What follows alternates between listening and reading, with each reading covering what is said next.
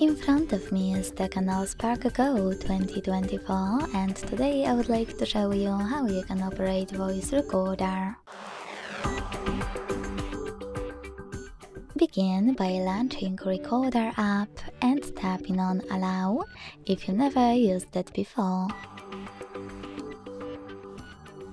Now with that out of the way, use this gear at the top right corner and tap on recording file format to apply a perfect one for you. When you finished, go back and click on red button at the bottom to start recording. As you can see, recording is on. To pause it or unpause it, use the same button. To add a bookmark, unpause it and click on flag icon on the left. To end it and save it though, select checkmark on the right.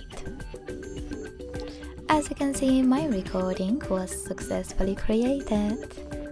To play it, tap on it. To rename it, hold it. Select rename at the bottom, type in wherever you want to, and hit save. To get rid of it, hold it again, and this time choose delete option next to rename one. Then confirm your choice in the pop-up.